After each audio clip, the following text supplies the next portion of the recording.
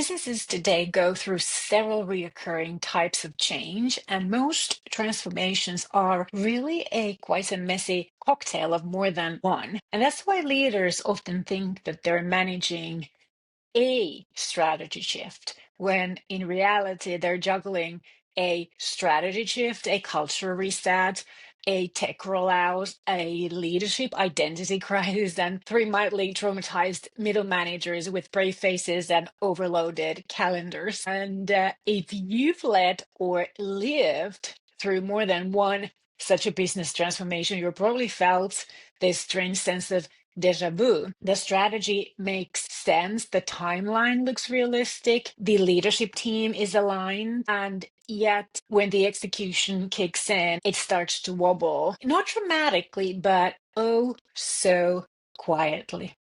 Deadlines slip, energy drops, people seem busy, but are they moving the right things forward? I think this is the pattern of business transformation failure most of us leaders recognize, even if we can't always explain it. Not necessarily because the strategy is wrong, but because change often breaks where meaning isn't clear.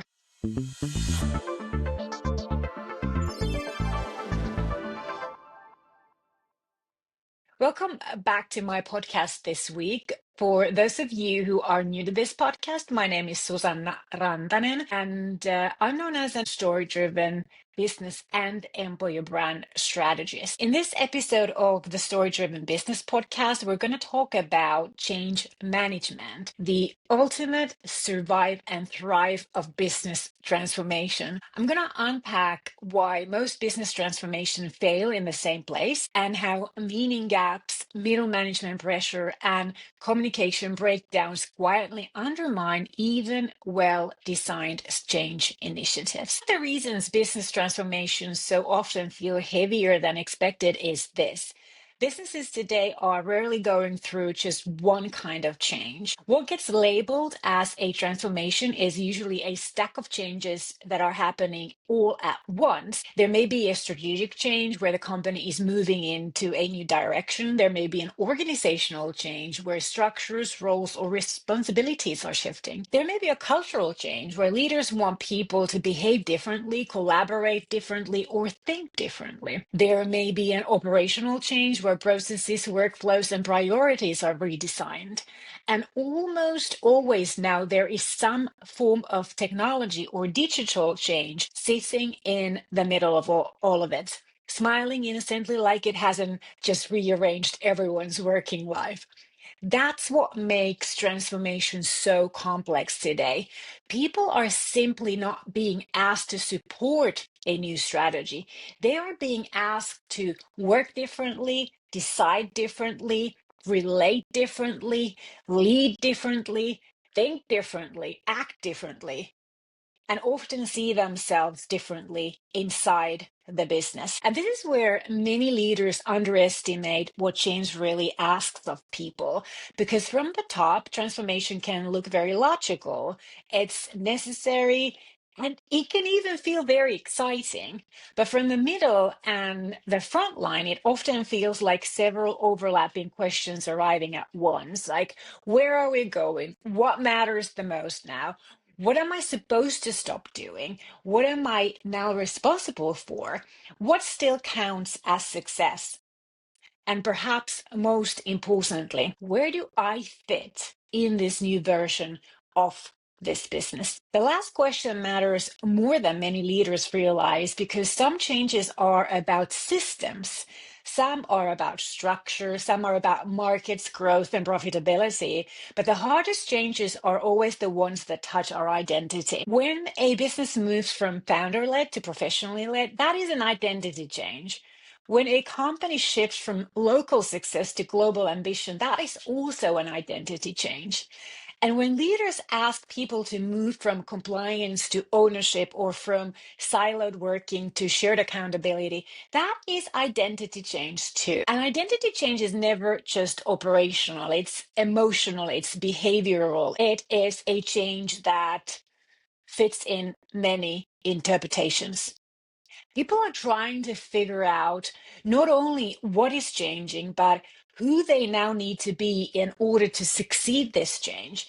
And that is why so many transformations wobble, because they are at the end always about behavior, organizational behavior, leadership behavior, setting examples to one another, and changing the way that I'm most comfortable and used to working, which is behavior.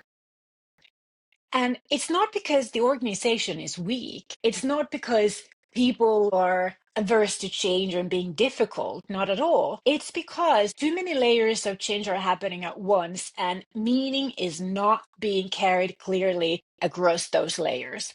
So when leaders think that they are managing one transformation, they are actually managing five: a new strategy, a new structure, a new way of working, a new leadership expectation, and a new sense of identity for the people inside this organization and this business.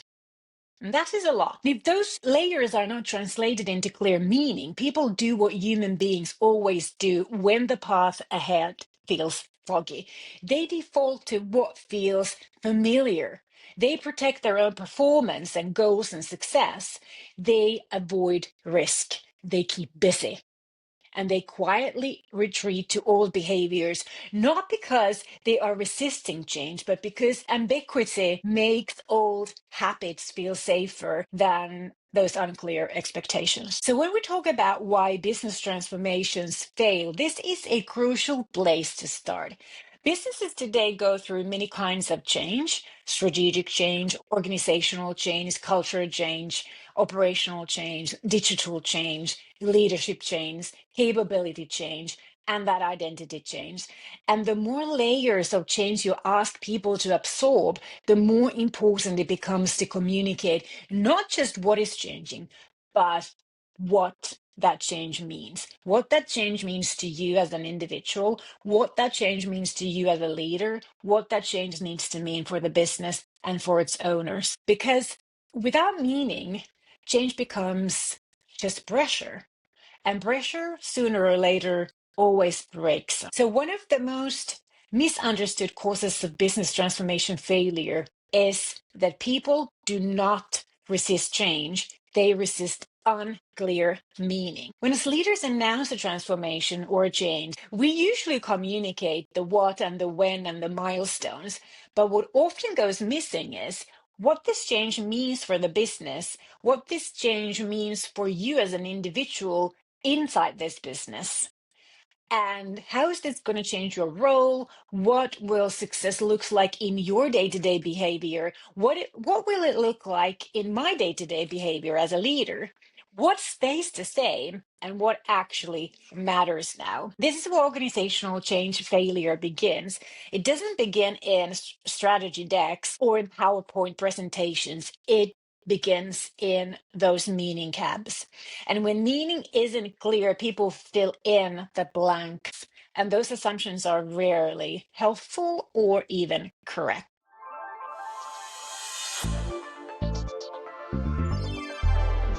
I want to talk to you about the hidden breaking point of change, because this is the middle management pressure.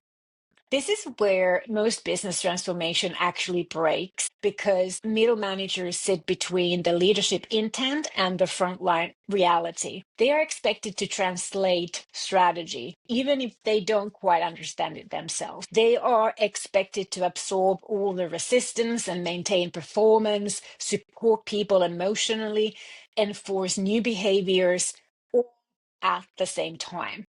And when meaning isn't clear at the top, middle managers become the interpreters, and interpreting things is very exhausting. This is one of the most consistent drivers of change leadership challenges. Middle managers carrying pressure without narrative clarity. They are asked to explain what leadership hasn't fully explained, justify what they didn't design, and defend what they don't fully understand themselves either. So over time, this creates that middle management pressure that looks like burnout, cynicism, quiet disengagement, and passive resistance disguised as sorts of practical concerns. It's not a people problem, it's a transformation communication problem, or change communication problem, if you prefer to use that term. There are specific communication gaps that quietly kill execution.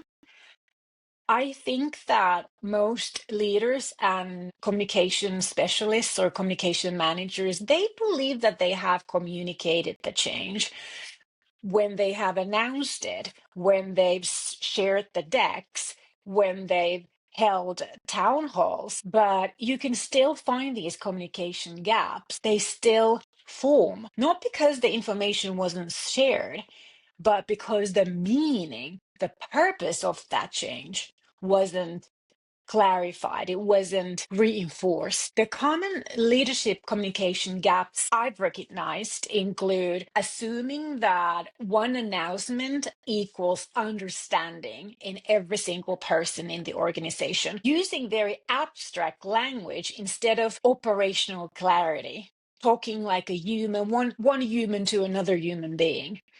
Talking about vision, but not behavioral shifts, and talking about elements of the change or the transformation that are not relevant, that are not discussed and clarified from that angle that an individual in the organization understands and can relate to. Sharing outcomes, but not the decision logic, and explaining what changes, but not why it matters, and what happens if we do not change. What's the outcome if we don't change? So, this is where I think that the change management communication fails most often these days.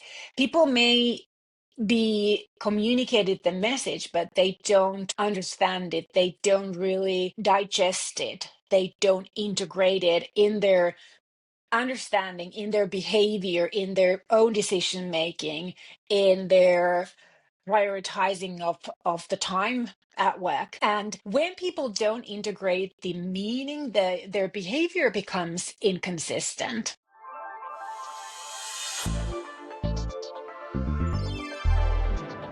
One of the most common symptoms of business transformation failure is behavior confusion. So leaders often interpret this as resistance, lack of commitment, and cultural inertia, which is the tendency of social groups such as teams or divisions or local offices, so to speak, to resist changes to their established norms. This is how we've always worked, so why should we change this? Those are the established norms, traditions, and practices where we prefer to maintain that status quo because it takes less our energy to do things the way that we've always done, because we don't have to learn anything new. We just keep doing how we've always been, because we don't understand why it's vital to change. So the cultural inertia operates as a psychological and social force where,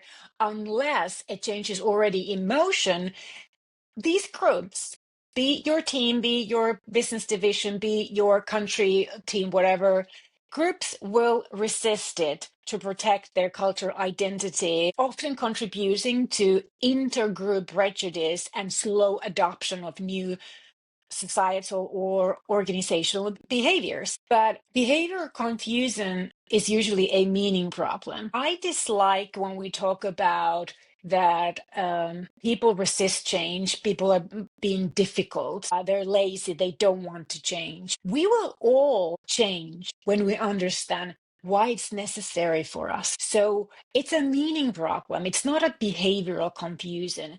It's when people don't understand which of the priorities override others and what does good look like now, what decisions they are empowered to make, and what trade-offs are acceptable. They default to old behavior not out of defiance, but out of survival. And this is why employee resistance to change is often misdiagnosed. It's not actually resistance, it is that ambiguity. I will explain this term to those who are not native English speakers. Ambiguity refers to situations in which we apply a sentence or a term or some kind of an action or statement that doesn't have just one meaning, that depending on you, you may interpret it in more than one way. So it's ambiguous. It's not clear. There's not just one meaning in that statement or sentence or term. And that lack of clarity in the meaning of words or expressions can lead to confusion or misunderstanding. And that is why ambiguity is one of the fastest ways to create organizational friction during transformation.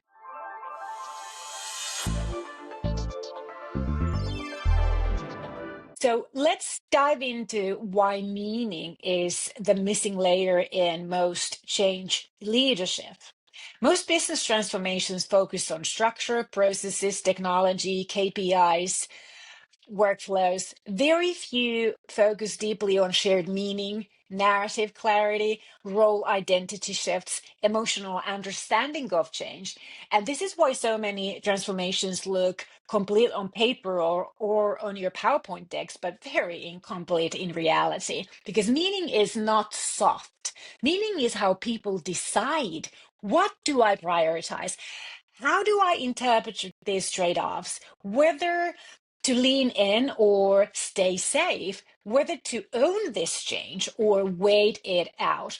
Without meaning, transformation becomes a compliance, and with meaning, transformation becomes ownership. I talk about story driven leadership and story driven branding. How do you then add more meaning? So, my solution is obviously a story driven communication. Story driven leadership in this particular instance, when we talk about transformation communication or change communication, is to make your business strategy executable, because with this particular way of communication, you create the necessary clarity, the meaning, and the purpose, and help your people in the organization, regardless of their roles and responsibilities or their level or their experience.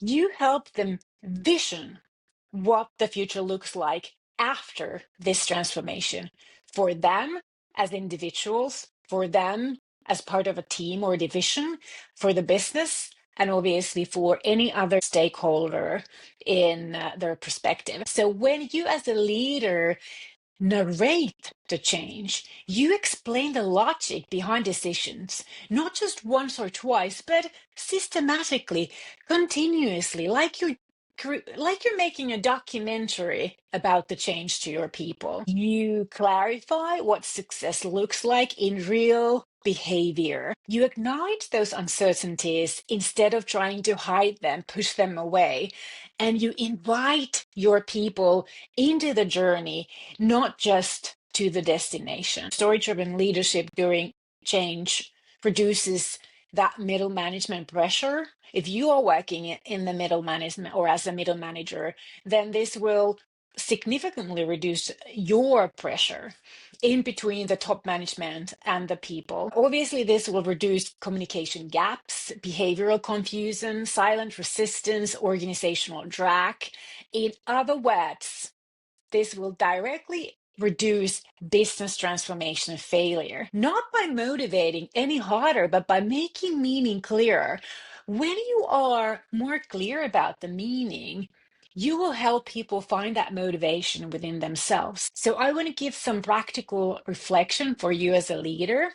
If your personal transformation as part of business or driving business transformation feels stuck, don't ask yourself why people are not on board yet. Ask your leadership peers and ask your team members, where is meaning unclear? Where are you translating instead of leading? Where are you guessing instead of knowing? And where are behaviors misaligned with stated priorities? Because these questions can reveal the real fault lines of change. Before I close this week's episode, I want to end with this closing thought that change breaks where meaning isn't carried. I want you to think about that. So, what I'm saying is that most business transformations don't fail loudly and boldly. They just kind of wade away, like simmer away. They slow down, they fragment, they drain energy, and almost always they break where meaning isn't carried. And as said, it's not because people don't care, it's because they don't know what to care about. When leaders carry meaning clearly, change becomes shared and owned and understood. But when we don't carry that meaning clearly, transformation is pressure. And it becomes very quickly your pressure as a leader and as a middle manager. And we all know that when pressure is strong enough, it always breaks somewhere. And that's why business transformations tend to fail in the same place, not in the strategy, but in that meaning. Thank you for listening to the Story Driven Business Podcast today. My name is Susanna Rantanen, and I'll be back again next week.